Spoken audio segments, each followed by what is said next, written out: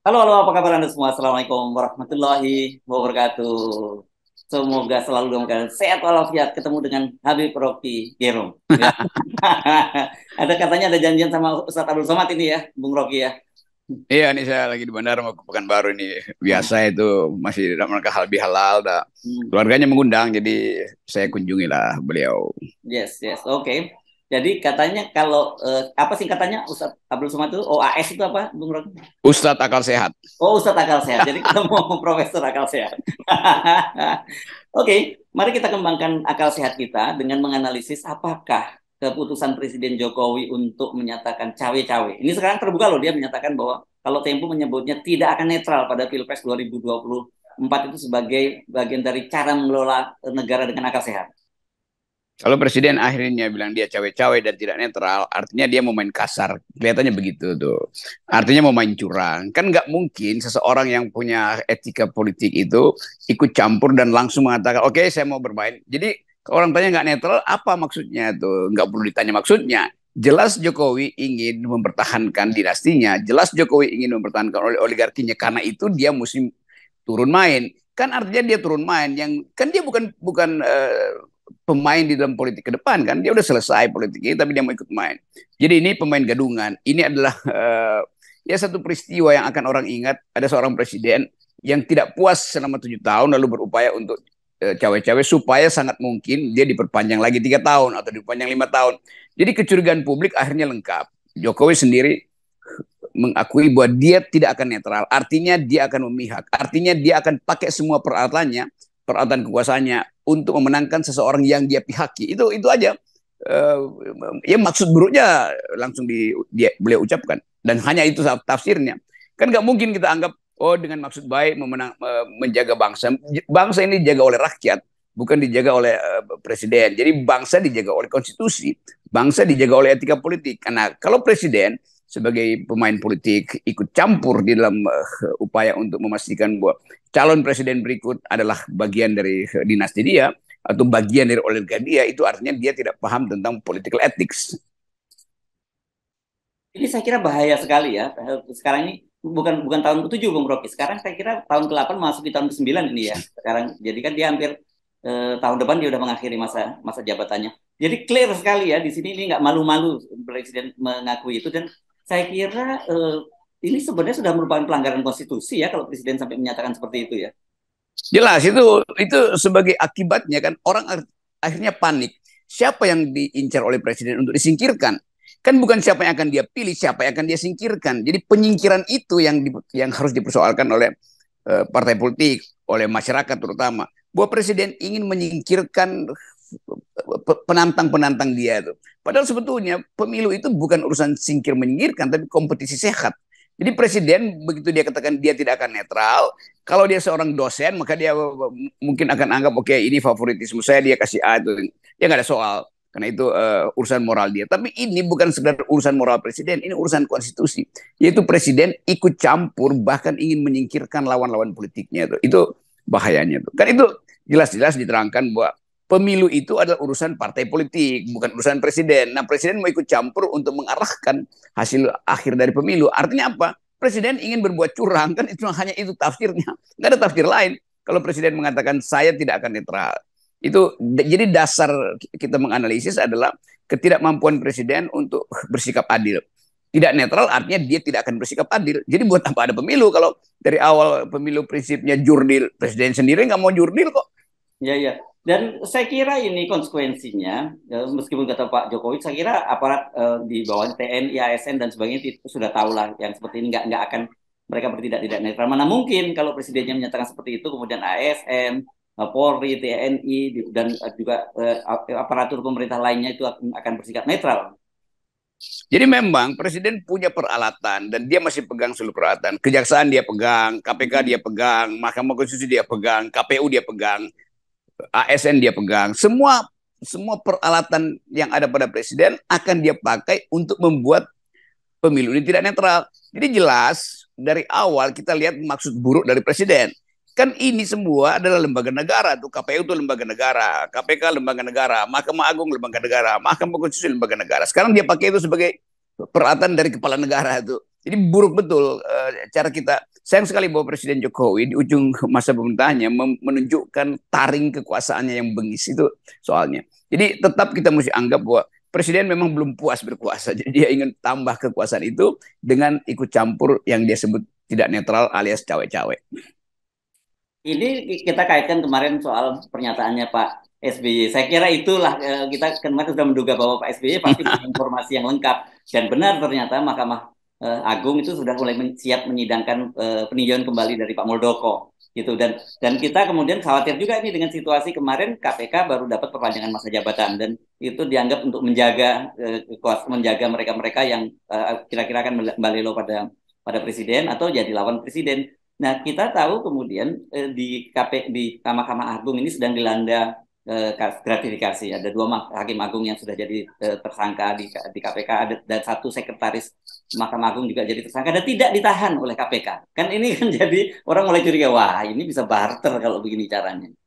Memang yang terjadi memang barter. Kan presiden selalu punya kemampuan untuk membujuk dan menghukum tuh. Kalau dia membujuk itu artinya dia tahu dia kurang kuat, maka dia bujuk. Kalau dia menghukum, dia tahu bahwa dia akan dianggap sebagai akan ditakuti karena itu dia akan kendalikan keadaan tuh. Jadi dalam dua hal membujuk dan menghukum presiden punya semua peralatan. Nah buruknya dalam soal pemilu mestinya peralatan itu tidak dia pakai itu dengan mengatakan saya tidak akan cawe-cawe, saya pasti netral karena ini kompetisi fair.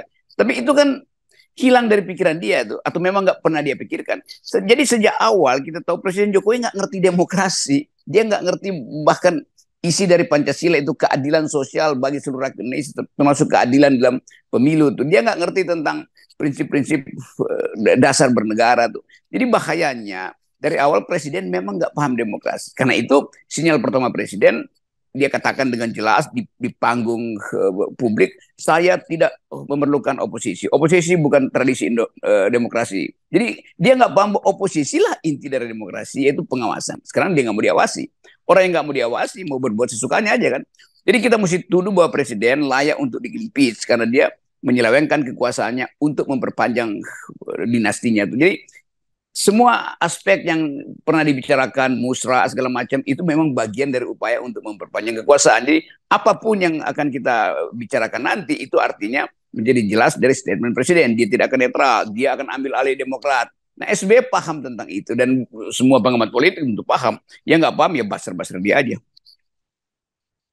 Ini kan yang dipilih oleh presiden menarik lagi statement ini. Statement ini disampaikan di hadapan pemimpin redaksi berbagai media dan juga beberapa YouTuber yang jadi influencer gitu ya yang diundang oleh Pak Jokowi, dan ini kan tentu maksud Pak Jokowi adalah agar apa yang disampaikan itu tentu menyebar ke seluruh penjuru dengan begitu kan, itu maksudnya clear ya. Jadi betul-betul ini direncanakan dengan sangat baik dan ini merupakan deklarasi perang lah boleh bilang sebut gitu ya Pak Jokowi ya.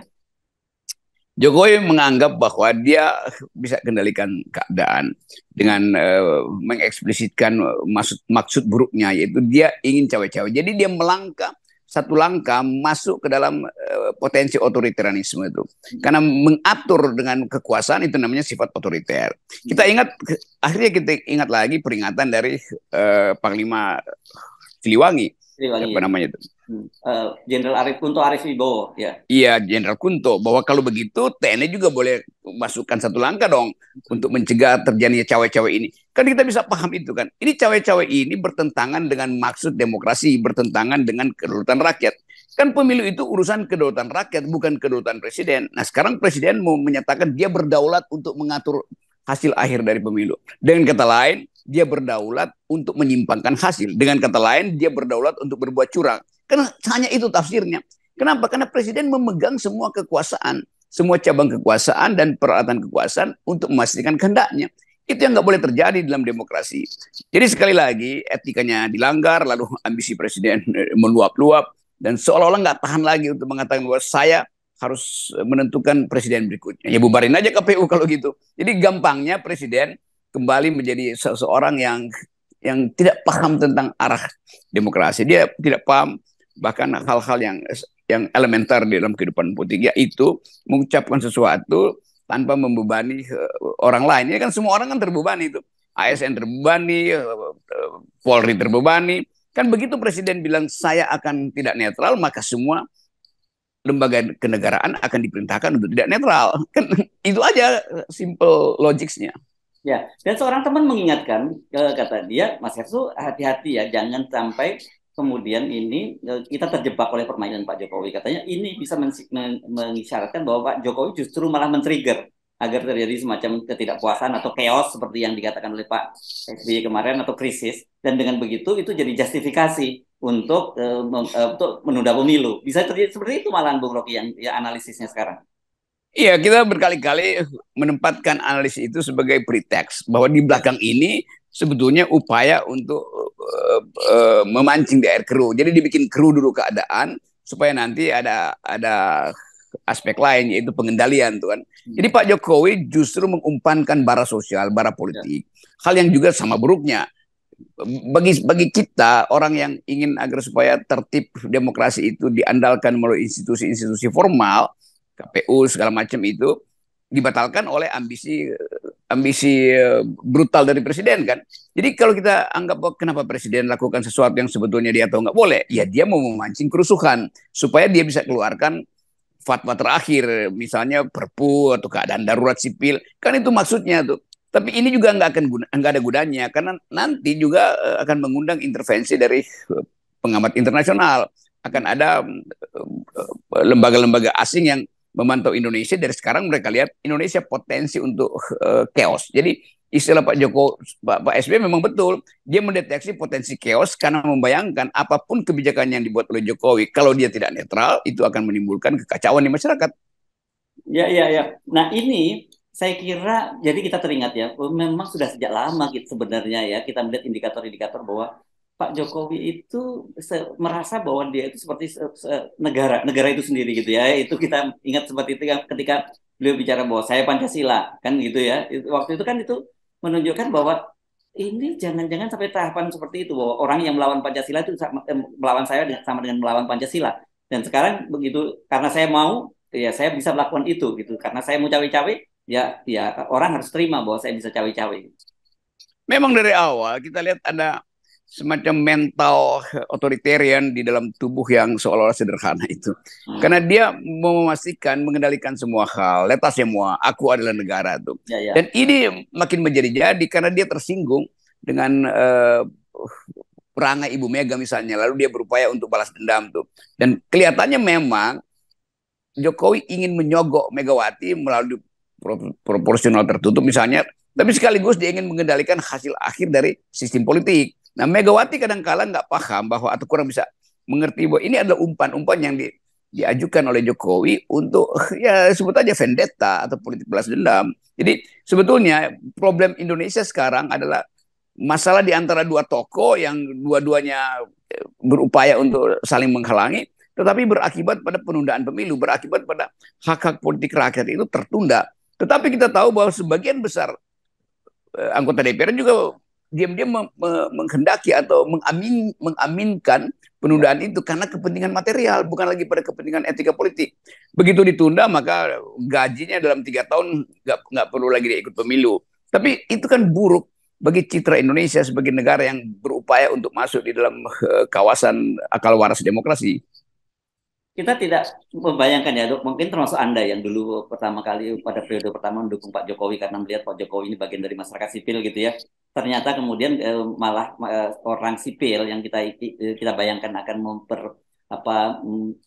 membawa proses demokratisasi di kita, ternyata malah membalikkan arah jalan dari reformasi yang kita bayangkan dulu.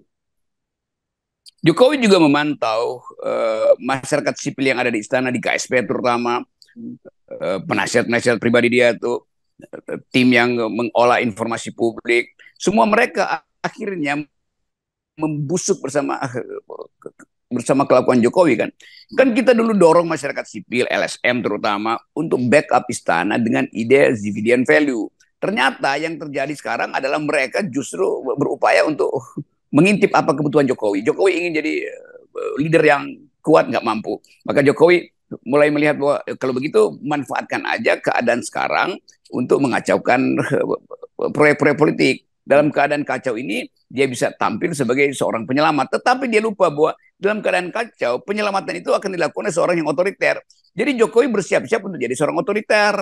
Dan itu tidak bisa dipantau dengan baik atau memang gagal dipantau oleh LSM, oleh masyarakat sipil yang ada di istana. Karena mereka juga udah menikmati sebagai komisaris lah, sebagai dirjen, atau macam-macam itu. Jadi ide demokrasi, ide reformasi yang dari awal kita ingin pertahankan, justru dibatalkan oleh persekongkolan antara seorang dungu yang nggak ngerti demokrasi dan masyarakat sipil yang juga membebek pada si dungu. Kan begitu jadinya. Bung Rocky, saya kira tidak ada tafsir lain kecuali itu ya. Baik, makasih Bung Iya, Rocky. Di awal ya kenapa saya ya? memakai kata-kata itu karena hanya itu kata untuk menggambarkan kualifikasi dari orang-orang yang paham demokrasi tapi gagal menegakkannya. Ya dungu namanya kan. Yes, yes, ya. Oke. Baik, makasih Bung Rocky ya. Tetap nol persen. Yes, no.